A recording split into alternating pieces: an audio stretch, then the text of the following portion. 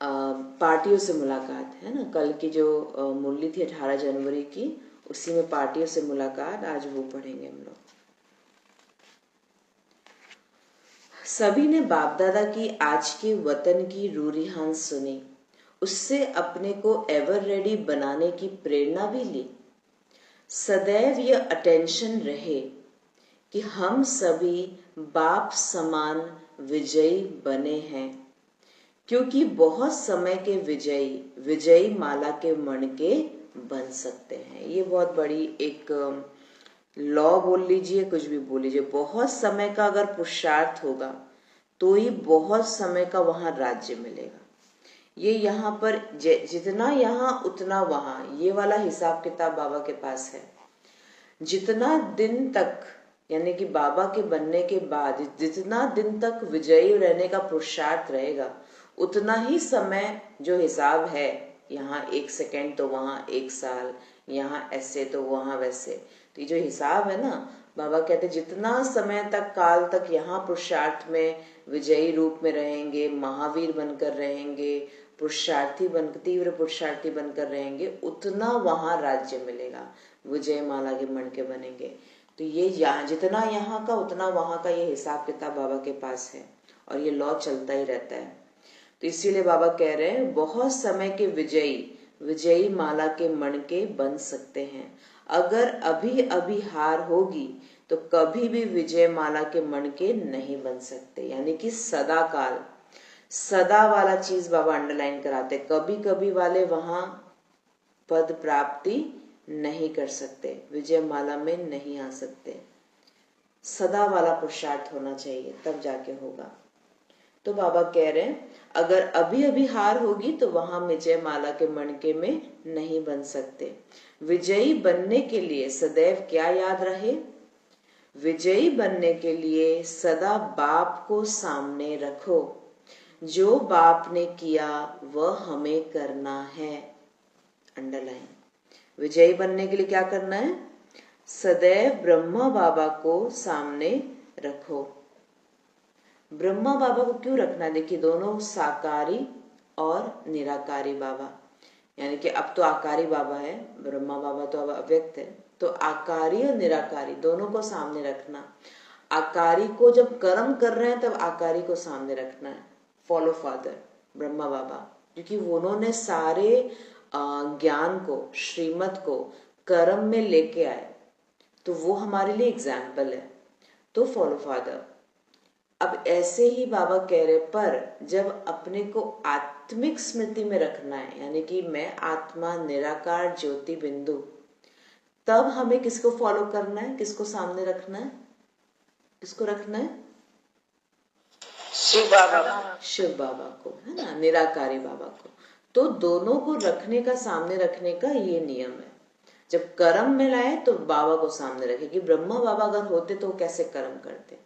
और जब अपने को बीज रूप में लेके जाना है, अपने को बिल्कुल समेटना है, अपने को बिल्कुल न्यारा करना है, तब शिव बाबा की याद से, यानी कि उनके जैसा बनकर, बिल्कुल सार, बिल्कुल डिटैच, बिल्कुल स्वतंत्र, बिल्कुल निर्विकारी, बिल्कुल निराकारी आत्मा, मैं वैसे बाबा, तो वो स्मृति रखे। तब बाबा कह रहे हैं विजयी बनने के लिए सदा बाबा को सामने रखो। जो बाप ने किया वह हमें करना है।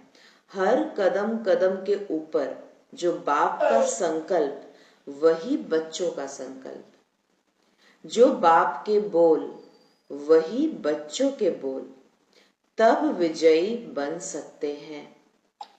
ऐसा अटेंशन सदैव रहता है।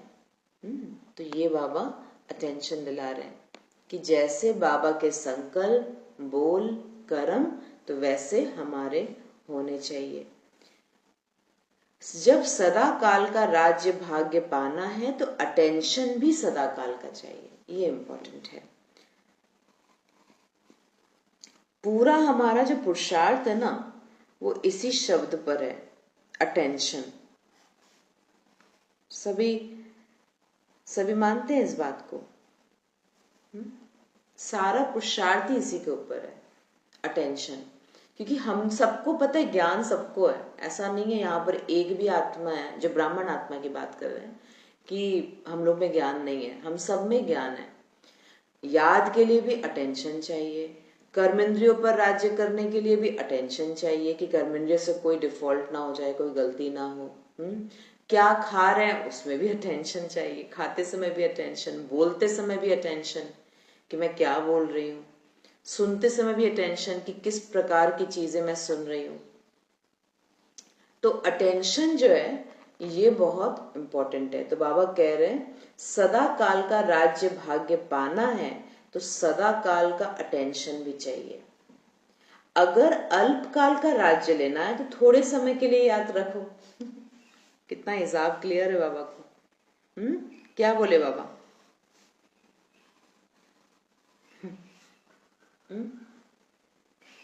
क्या बोल दिए बाबा? लॉ क्या बताए? अल्पकाल का लेना है तो थोड़ा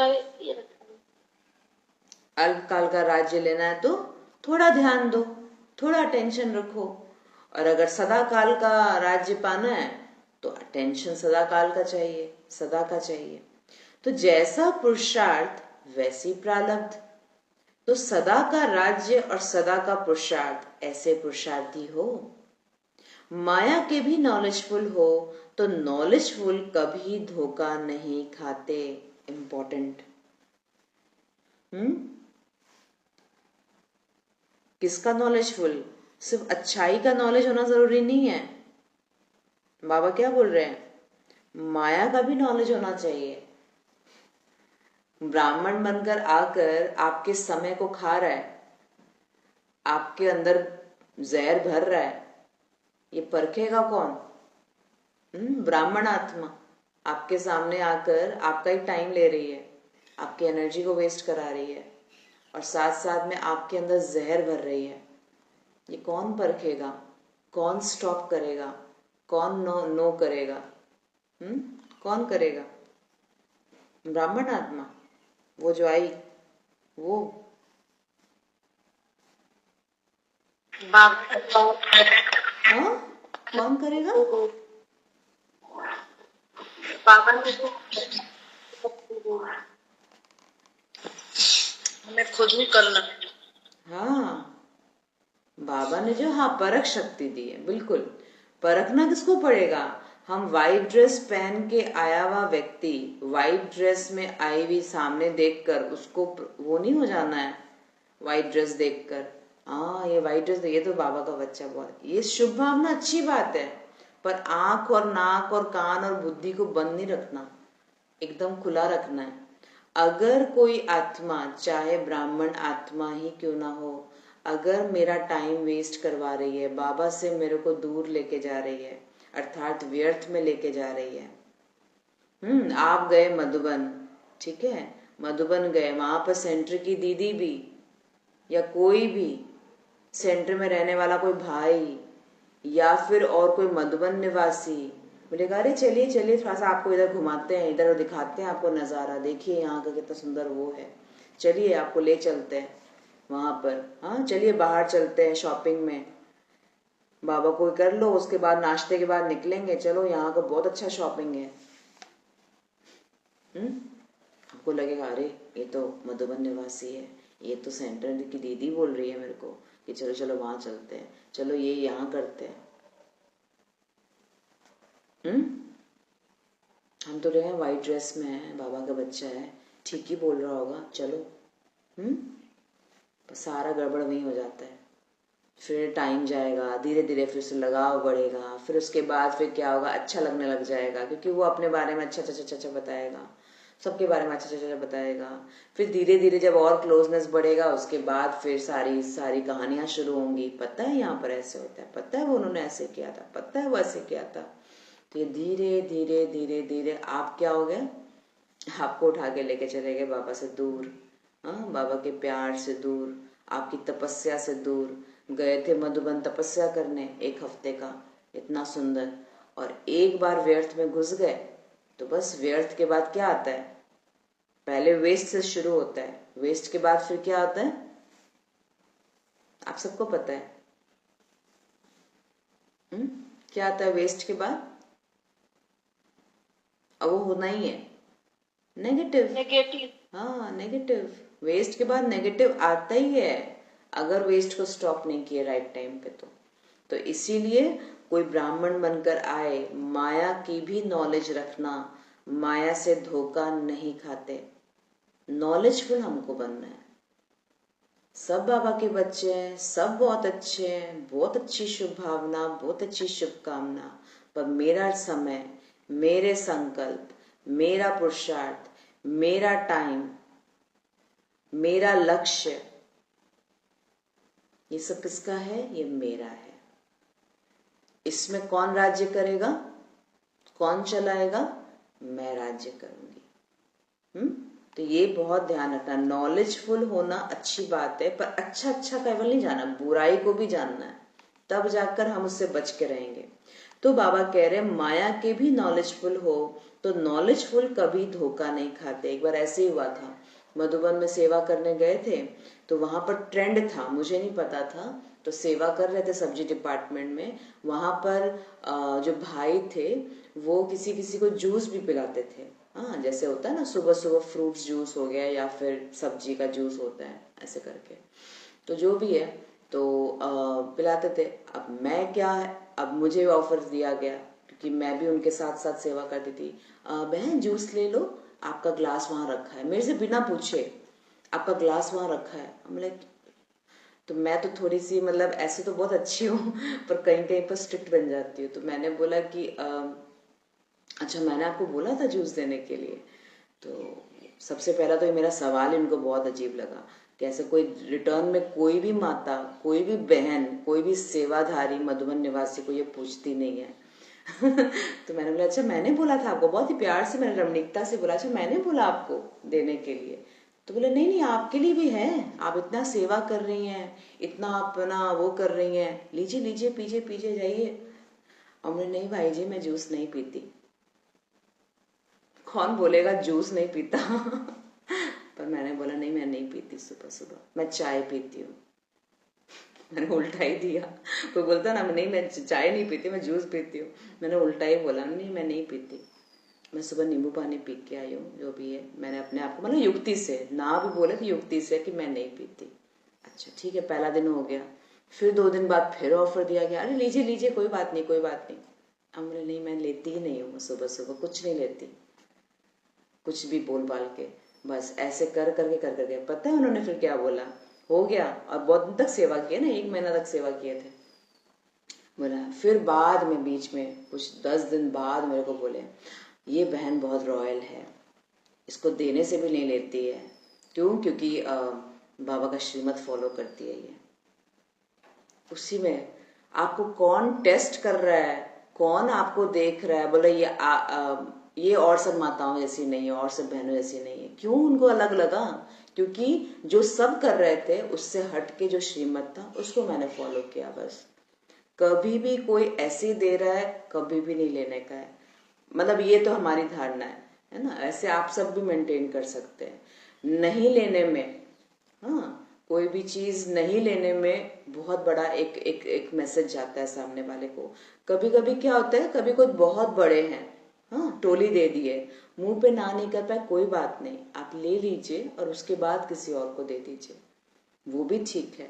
पर कभी कभी आप क्या होता है किसी को बोल नहीं पाते, पर ये तो मेरे को पता था कि बिल्कुल हम साथ सेवा करने वाले हैं, है ना, तो कैसे हम वो करें। मतलब पॉइंट ये है कि कौन क्या चीज देने आ रहा है, कैसे कर रहा है, आपको क्या लेना है, वो मैसेज जाता है ना, उससे बहुत फर्क पड़ता है।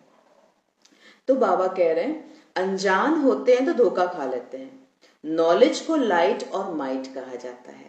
जो नॉलेजफुल है अर्थात लाइट और माइट दोनों है, वह कभी माया से हार नहीं खा सकते, है ना। नॉलेज को क्या बोला गया है, दोनों चीज देखिए बाबा क्या बोला, लाइट और माइट। लाइट होता है रोशनी और माइट होता है शक्ति। तो शक्ति भी है नॉलेज ज्ञान और रोशनी भी ज्ञान है, दोनों चीज का ध्यान रखना पड़ता है कि दोनों चीज बाबा हमको दे रहे हैं ना, शक्ति भी है ज्ञान में, तो ज्ञान में और क्या है, रोशनी भी है, हमको अंधेरे वाले विचार, मायूस वाले विचारों से कितना अलग कर देता है। तो बाबा कह रहे हैं लाइट और माइट दोनों हैं। सिर्फ संकल्प में दृढ़ता की कमी होती है। देखिए इंपॉर्टेंट क्या है, हम क्या होता है संकल्प में दृढ़ नहीं होते, हम लूज हो जाते हैं अगर कोई बाबा का बच्चा कुछ भी बोलता है तो, क्योंकि हमको लगता है वो सही बोल रहा होगा, पर नहीं। उस समय आपको क्या याद रखना है, उस समय क्या याद रखना है, श्रीमत। श्रीमत, श्रीमत क्या कहता है, वो क्या कहता है उससे मतलब नहीं, पर श्रीमत क्या कहता है, श्रीमत एक्स कह रहा है और वो वाई कह रहा है करने के लिए, तब आप, मेरा धर्म बनता है हम उसको भी याद दिलाएं कि बाबा ने तो इसके लिए ऐसे बोला है। तो बाबा कह रहे सिर्फ संकल्प में दृढ़ता की कमी होती है। संकल्प करते हो कि यह करेंगे, लेकिन दृढ़ता न होने के कारण सोचने करने में फर्क पड़ जाता है। संकल्प में दृढ़ता हो तो सोचना और करना दोनों समान हो जाए। तो सुना बहुत है, लेकिन अब जो सुना वह साकार स्वरूप में लाओ। तो कितना अच्छा बाबा ने बोला कि हम जो सोचते हैं वो करने के लिए, साकार करने के लिए उस चीज को क्या करना पड़ेगा, हमारे अंदर कौन सी शक्ति चाहिए, दृढ़ता की शक्ति, संकल्प में दृढ़ता की शक्ति है ना। दृढ़ता पावर मेरी है, आत्मा की पावर है, विल पावर बोल सकते हैं, डिटर्मिनेशन बोल सकते हैं, है ना, आपकी क्षमता, यानी कि आप में विल पावर कितना है।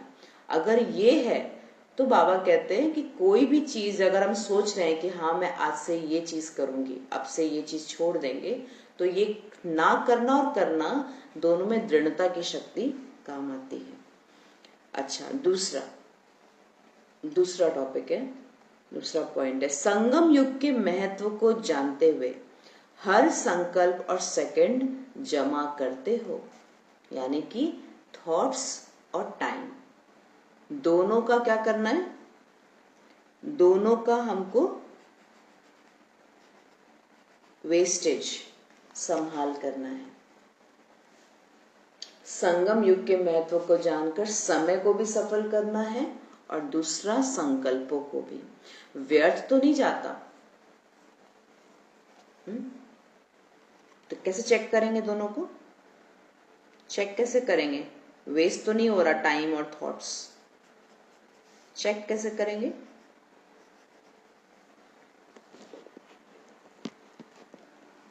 दीदी अगर हमारे वेस्ट बाबा के चला, हमारा समय भी आवाज आपका आ रहा है जा रहा है, आ रहा है जा रहा है, कुछ समझ नहीं आ रहा। ये चेक करना दोबारा थॉट जा रहा है, जैसे इधर उधर की बातें हम बुद्धि में चल रही हैं या सुन रहे हैं, तो हमारा समय और संकल्प दोनों ही वेस्ट जा रहे हैं, ये पता चलेगा। अगर बाबा की श्रीमत के अनुसार, हमारे बाबा के ज्ञान के अनुसार चल रहे हैं, तो वो हमारा समय वेस्ट नहीं जा रहा। ना ना, वो तो ठीक, वो तो समझ गए, हाँ, पर पता कैसे चलेगा, जब हम दुखी होंगे, सारा दिन हम परेशान रहेंगे, तभी हम सोचेंगे, चेक कर सकेंगे कि हमारा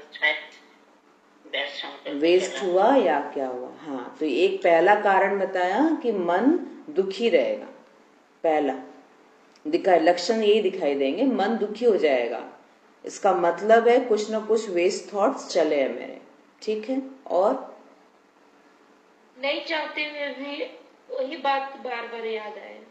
हाँ, वेस्ट थॉट्स, ये तो वेस्ट थॉट्स ही हुआ, न चाहते हुए भी बार बार वो चीज सामने आएंगी। इसका मतलब मैंने उसके ऊपर कोई काम ही नहीं किया, वो बस छोड़ दिया उसको। तो अब क्या हो रहा है, जैसे शांति से बैठ रहे हैं, जब खाली काम में तो याद आता नहीं है, क्योंकि काम में तो काम याद आता है, और जब खाली बैठते हैं तब फिर वापस से वो थॉट्स आते हैं। तो क्या करना पड़ेगा उसको, वेस्ट थॉट्स को, उसको तो हटाना पड़ेगा ना, जाएगा कैसे, उसमें समर्थ वाला थॉट लाएंगे दीदी, अच्छा वाला उसमें कुछ विशेषता ढूंढेंगे। हाँ, उसी बात में जो बात परेशान कर रही है, जो बात बार बार आ रहा है बुद्धि में, उसको अभी तक आपने अटेंशन देकर हटाया नहीं। हटाने का मतलब ये नहीं होता है उसके कॉज को समझना कि ये चीज मैं क्यों सोच रही हूं, ऐसे बाबा क्यों क्या मना किया है। पर अपने आप को समझने के लिए और मन और बुद्धि को समझाने के लिए आपको क्यों प्रश्न खुद से करना पड़ेगा कि मैं ये बात पर क्यों चिंतन कर रही हूं। ठीक है, उसको पकड़ना पड़ेगा। अच्छा, मैं इस बात पे इसलिए चिंतन कर रही हूं। और आपको पता लगेगा, जब आप ढूंढेंगे ना, तब आपको पता लगेगा कि रीजन मैं ही हूं, मैंने पकड़ के बैठा है, मतलब मैं पकड़ के बैठी हूं उसको। या तो कहीं ना कहीं मेरा मोह अटैचमेंट है, कहीं ना कहीं मेरा एक्सपेक्टेशंस है, या कहीं ना कहीं मैंने उसको पकड़ के रखा है। जब आप उसको छोड़ देंगे तब वो सोच भी चला जाएगा और आपका मन भी दुख से, भारी से हल्का हो जाएगा। हाँ, तो ये वेस्ट थॉट्स की निशानी है। वेस्ट थॉट्स चलेगा तो बार बार चीजें बुद्धि में आएगी और मेरे समय को भी वो वेस्ट करेगी। और दूसरा क्या बताया बहन ने कि दुख यानी कि मैं दुखी रहूंगी, मेरा मन खुश नहीं रहेगा। तो समझ लीजिए कुछ ना कुछ सोच के बैठे हुए हैं जिसके कारण वेस्ट थॉट्स बन गया। और दूसरा टाइम को चेक करने का है कि टाइम अगर हम सफल नहीं कर रहे तो मतलब क्या होगा कि हम जब बाबा को याद करने बैठेंगे जिस समय, उस समय भी मेरे को कोई ना कोई काम याद आएगा कि ये काम अधूरा रह गया, वो काम अधूरा रह गया, क्योंकि सारे दिन मैंने समय पर ध्यान नहीं दिया। अब अंत काल में शाम को जब हम बैठे बाबा को याद करने, तब वो पूरा प्रेशर क्रिएट हो जाता है, क्योंकि दिन भर शेड्यूल में नहीं चले। तो अब अंत में क्या हो जाएगा, वो 1 घंटे का जो मेरा समय था उसमें भी जो पेंडिंग पेंडिंग पेंडिंग पेंडिंग काम है वो आकर खड़ा हो जाएगा। और फिर लगेगा ये भी बाकी है, वो भी बाकी है, वो भी बाकी है। ये 1 घंटा भी सोचने में चला जाएगा। और फिर तो बाकी तो है ही है, क्योंकि उस पर तो कुछ काम किए नहीं, तो फिर पूरा रात भी ऐसे चला जाएगा। ऐसे करते करते अगला दिन शुरू होता है। फिर शुरुआत से भी वैसे ही चलता है अगर हमने ढंग से नहीं किया तो यही साइकिल में हम लोग घुस जाते हैं। कल का कुछ पेंडिंग टास्क आज के लिए छूटा हुआ है, फिर आज का कुछ कल, ऐसे करते करते करते करते जमा के चलते क्या हो जाता है, भारीपन हो जाता है और हमारा समय और संकल्प दोनों चीज वेस्ट के खाते में चले जाते हैं। तो बाबा क्या कह रहे हैं इसमें कि संगम युग के महत्व को जानने के लिए संकल्प और सेकंड जमा करते हो, व्यर्थ तो नहीं जाता है। सेकंड भी व्यर्थ गया तो सेकंड की वैल्यू बहुत बड़ी होती है। जैसे 1 का लाख गुना बनता है, वैसे 1 सेकंड भी व्यर्थ जाता तो लाख गुना व्यर्थ गया।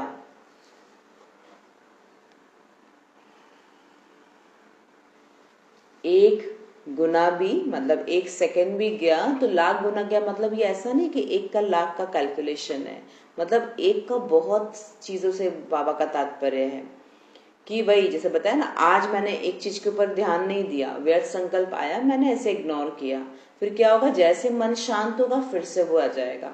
अब उसके बीच में और भी 3-4 मैंने व्यर्थ संकल्प कर दिए होंगे। जब तक संकल्पों की रचना जो हमने की है, अगर उसको ब्रेक नहीं करेंगे, उसको स्टॉप नहीं करेंगे, उसका फाइल क्लोज नहीं करेंगे, तब तक वो खुला रहता है। क्या बोले हम, खुला रहता है। उसको क्या करना पड़ेगा, बंद करना पड़ेगा। समझ आ रही है सबको मैं क्या बोल रही हूँ। मैंने संकल्पों की रचना की, एक एग्जाम्पल देते, एकदम सिंपल सा बात। हाँ देखो आज इसका कॉल नहीं आया, देखो बहुत दिन हो गया, ठीक है हो गया। अब मैंने किसी को याद किया, कॉल नहीं आया, ओके छोड़ दिया, आप उसको बाद में हो गया। अब ना उसके बारे में फिर बाद में कुछ आगे टू डू किया, ना कुछ किया, कुछ भी नहीं। या फिर एक ऐसा किया, आज ना ये भी कर लेंगे, आज ना वो वाला चीज भी कर लेंगे, आज ये वाला चीज करना है। ये सारी रचना किसने की, मैंने। ये करना है, ए करना है, बी करना है, सी करना है, डी करना है। उसमें से एक भी काम नहीं किया, ना ए किया, ना बी किया, ना सी किया, ना डी किया। अब फाइल तो खुल गया यहाँ पर संकल्पों में। अब क्या कुछ किया तो है नहीं, अब हो गया, संकल्प रचना हो गई, ना उसकी पालना की ना उसका विनाश किया, दोनों ही नहीं किया। अब उसका रचना होके बैठी है, बच्चा पैदा हो गया, अब वो चल रहा है। अब जैसे शांत होएंगे वो बच्चा आ जाएगा सामने उठकर, क्योंकि ना उसकी पालना की, ना उसको दूध पिलाया और ना उसको सुलाया, ना उसका विनाश किया। समझ रहे हैं? ये बाबा ने एक बार मुरली में भी बोला था कि हम संकल्पों की रचना करते, पैदा कर देते, पर ना उसकी पालना करते, ना उसको विनाश करते। दोनों करना पड़ेगा ना क्लोज करने के लिए। तो या तो पालना करना मतलब कर्म में ला दीजिए, और विनाश करना मतलब अगर वो व्यर्थ है तो उसको फिर फुल स्टॉप लगाइए। दोनों में से कोई ना कुछ तो करना पड़ेगा। जब तक उसको नहीं करेंगे तब तक फाइल खुला रहेगा। अब सोचिए, ऐसे दिन भर में कितनी रचनाएं करते हैं, कितने बच्चे पैदा करते हैं हम लोग, पर क्या उसकी पालना करते हैं, क्या उसका विनाश करते हैं? तो वो चीज क्या हो रहा है, बाबा कहते हैं आत्मा में वो पावर है कि जो भी हम सोचते हैं, अगर थॉट आया भी है बाहर से, जैसे कोई किसी को देखे और वो थॉट आ गया, तो फिर रचना किया ना मैंने, फिर तो उस समय उसका विनाश करो अगर वो व्यर्थ है तो। और अगर व्यर्थ नहीं है, सही थॉट है, तो उसको पालना करो, उसको कर्म में लेके आए और उसको चेंज कर दे, मतलब जो भी करना है वो करके खत्म करें। तब जाकर मन शांत रहेगा, मन हल्का रहेगा। बाबा को जब याद करने बैठेंगे तो केवल बाबा को ही याद करेंगे। फिर जब बाबा को याद करके उठ जाएंगे तब अपने आप वो कर्म सामने आएगा कि हाँ ये अब करना है, ये अब करना है। मतलब जब जो करना है आत्मा को तब वो करेगी। ये रूटीन बन जाएगा, ये नेचुरल नेचर बन जाएगा जो सत्युग में होता है। सत्युग में खाना खाते समय कभी भी ये नहीं सोचेंगे कि आगे अब क्या करना है या इसके बाद। खाना खाते समय शांति सिखाएंगे, प्रेम सिखाएंगे, आनंद सिखाएंगे, खुशी सिखाएंगे। हाँ, उस समय तो बाबा की याद नहीं होगी, तो ये सब पर याद रहेगा, अपना स्वधर्म सारा याद रहेगा, पवित्रता सिखाएंगे, पूरा ध्यान सिखाएंगे। मतलब पूरा ध्यान मेरा कहाँ पर है, भोजन पर ही है। अगर मैं चल रही हूँ, स्वर्ग की बात बता रही हूँ मैं, सारा ये सारा वहाँ नेचुरल नेचर रहेगा हमारा, जो हमारा यहाँ होना चाहिए। चल रहे होंगे तो सिर्फ चल ही रहे होंगे हम लोग, किसी से बात कर रहे होंगे तो किसी से बात ही करेंगे हम लोग, फिर और कोई थॉट्स नहीं चलेगा वहां पर। इतना हमारा संकल्प और समय मर्यादित होगा। और यही चीज बाबा बोल रहे हैं तुम यहाँ करो। जब चल रहे हैं तो चलो केवल, उसमें केवल किसकी याद होनी चाहिए? क्यों बाबा बोलता है मेरी याद करो? क्योंकि बाकी कोई भी चीज याद करेंगे ना तो वो तमो प्रधान चीज है, उसको याद करेंगे तो उसका असर पड़ेगा।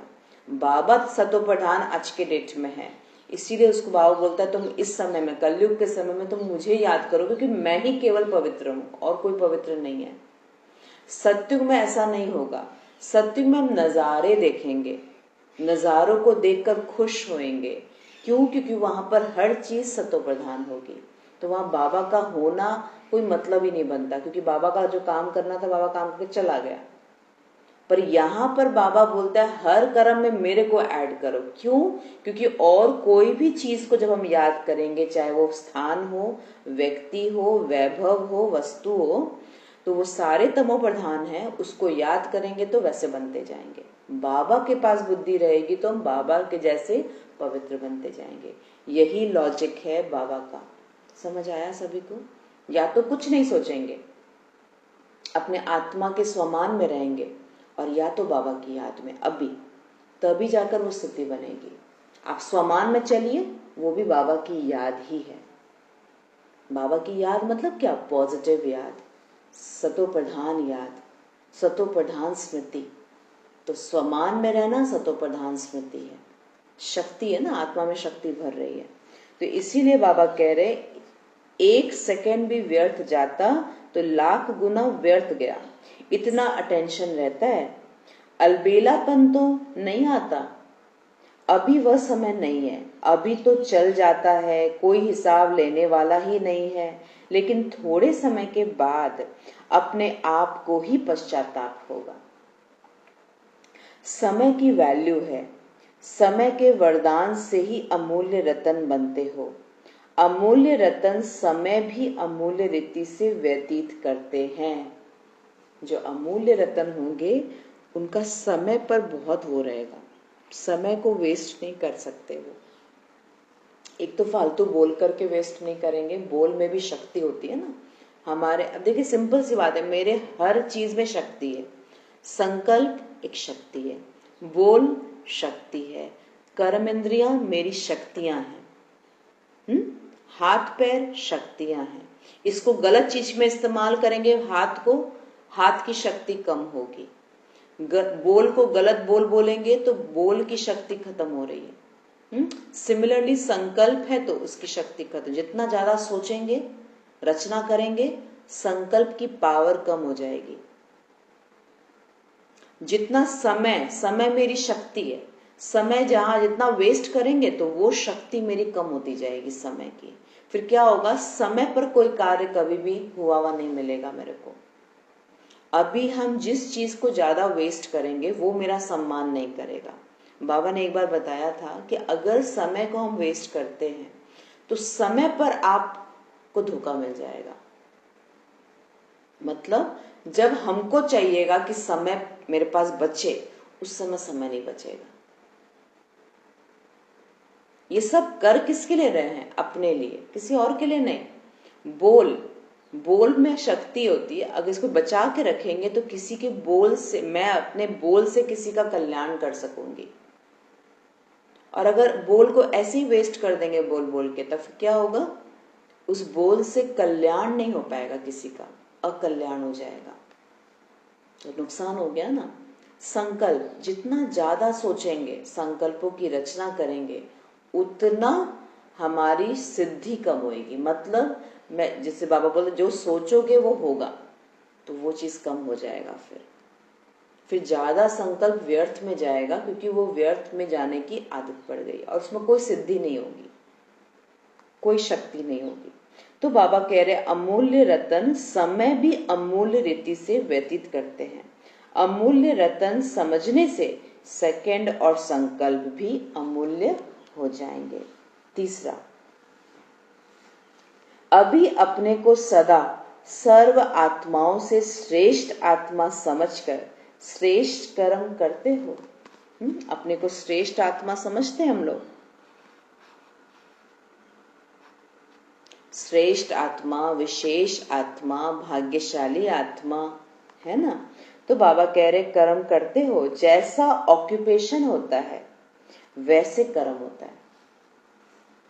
बाबा बता रहे जितना अपने स्वमान में रहेंगे, मेरा मैं कौन और मेरा क्या कर्तव्य है, तो अगर ये याद रहेगा तो कर्म भी कैसा होगा, वैसा ही होगा। मैं कौन, मेरा कौन और मेरा क्या कर्तव्य है, मेरा क्या काम है इस सृष्टि पर। अगर ये तीनों ऑक्यूपेशन को याद रखते हैं, हम स्वमान को याद रखते हैं, तो बाबा कहते हैं कर्म में भी फर्क आएगा, कर्म चेंज हो जाएगा।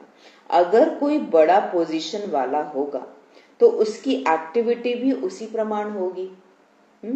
अब नरेंद्र मोदी जी को आप बोलेंगे कि बैठ के रील्स देखेगा, बैठ के रील्स देखता होगा। हाँ,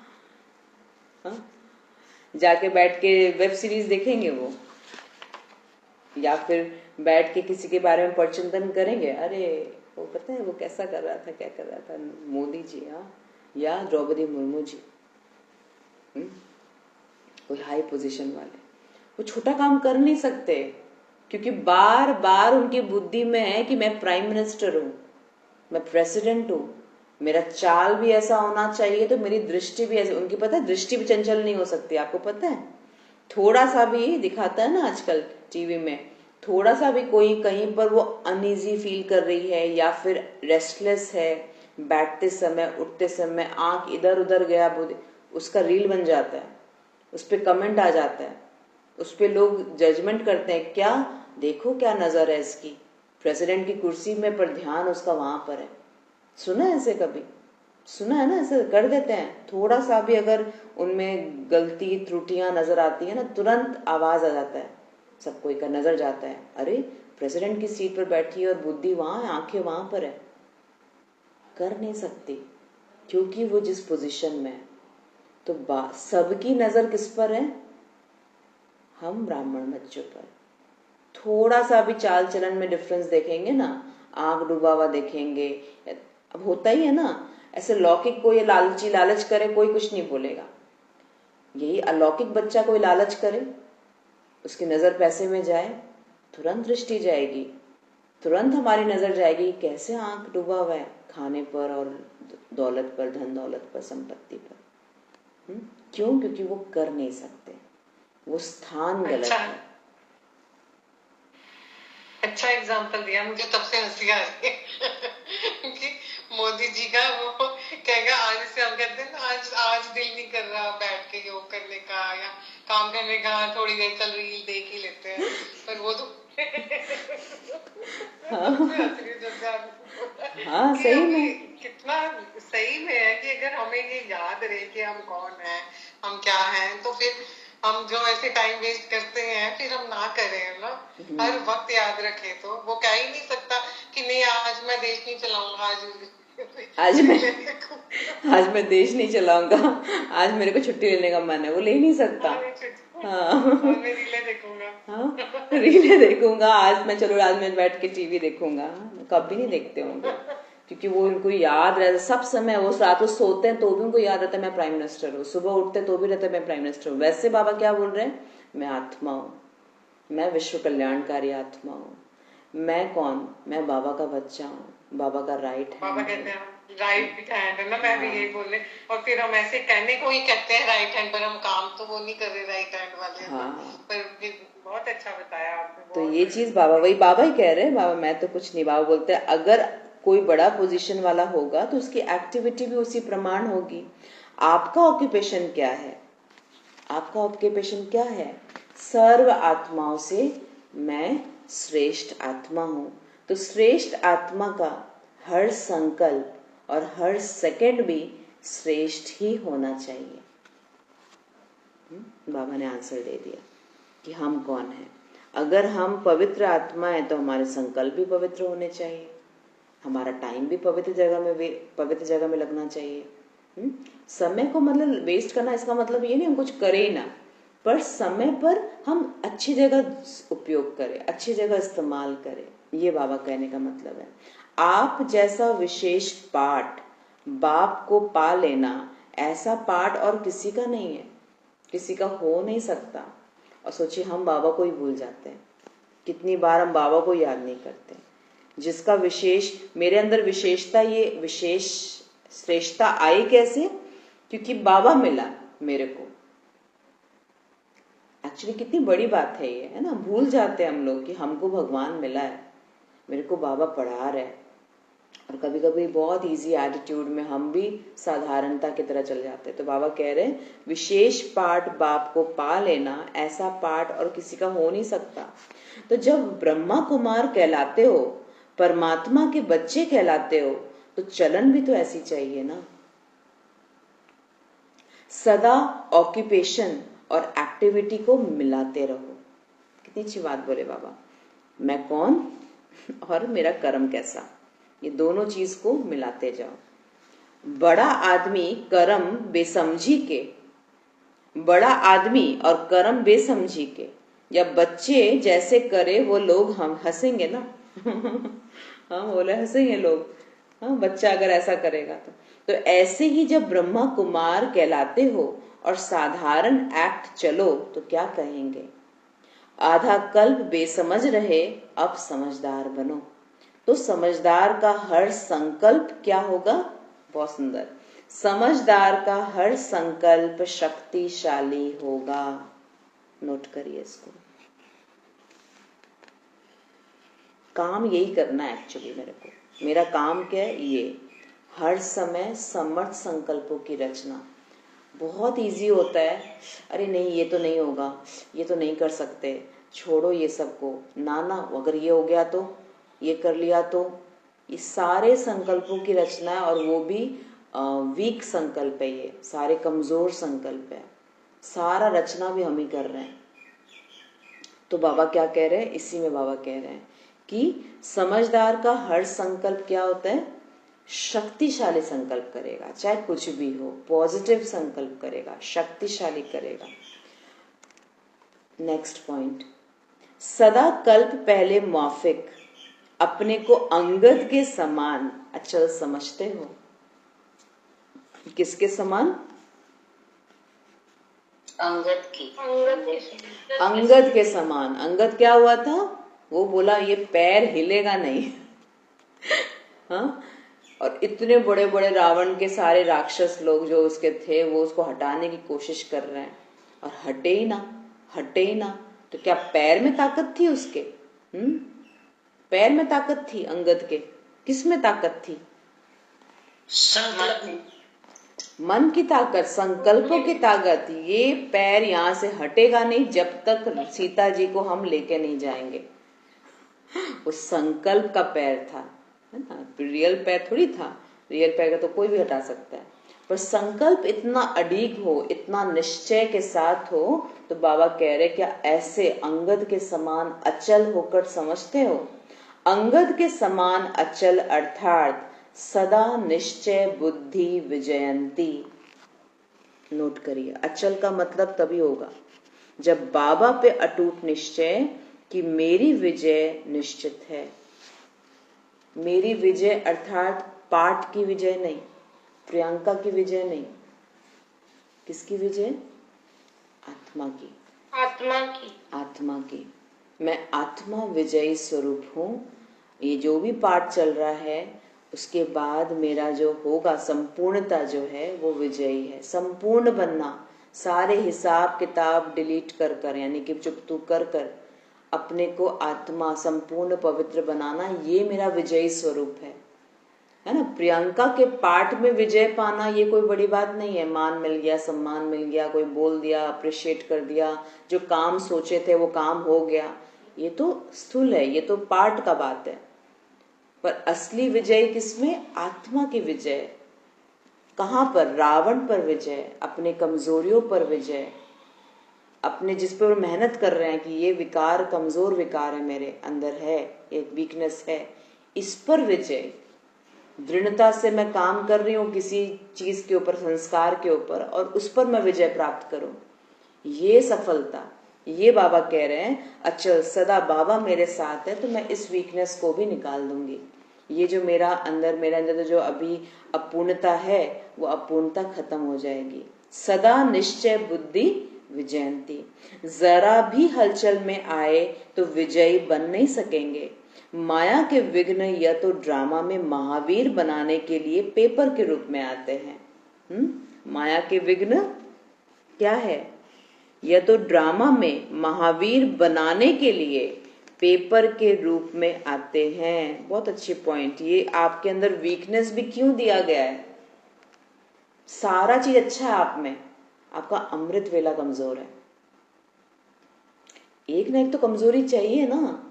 अगर एक भी माया का पेपर नहीं रहेगा तो हम महावीर कैसे बनेंगे? आप दैवी गुणों में अच्छे हैं, आप ज्ञान में अच्छे हैं, हाँ, भाषण करने में अच्छे हैं, योग भी लग जाता है, बाकी समय लग जाता है, पर अमृत वेला उठा नहीं जाता। सब कुछ कर रहे हैं पर ये वाला थोड़ा वीकनेस है। कोई ना कोई वीकनेस तो रहेगा, तभी तो हम उस पर पुरुषार्थ करके उसमें विजय प्राप्त करेंगे। महावीर बनने का औधा कब मिलेगा? जब ये चीज हो जाएगा। फिर क्या होता है, किसी में और सब में ठीक है, पर किसी में क्या होता है, कभी ज्ञान की समझ नहीं है, या फिर कहीं कहीं पर हम समझ नहीं पाते, बुद्धि थोड़ी सी लो है, बुद्धि थोड़ी ढीली है।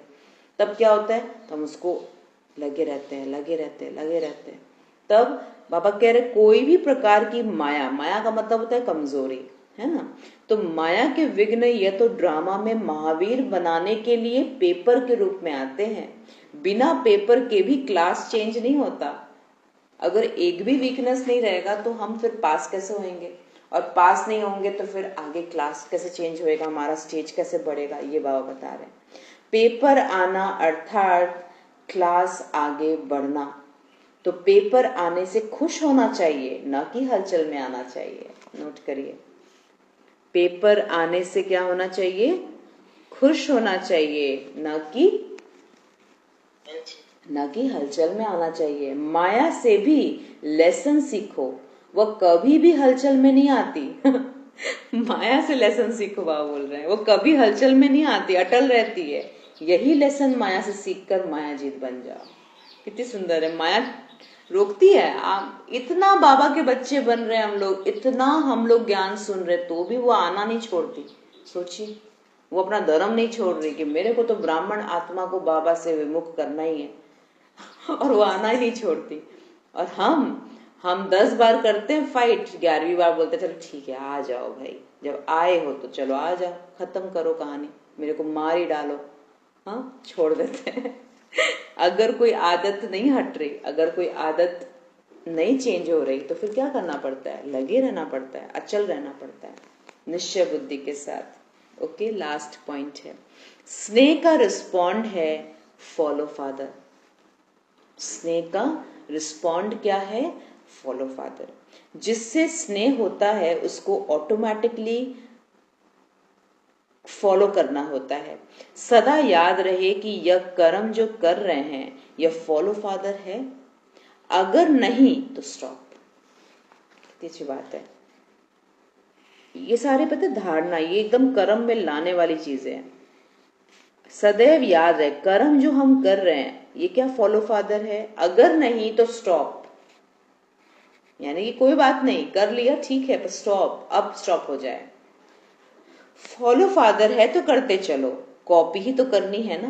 बाप को कॉपी करते बाप बन जाओ। कॉपी करने के लिए जैसे कार्बन पेपर डालते हैं वैसे अटेंशन का पेपर डालो तो कॉपी हो जाएगी।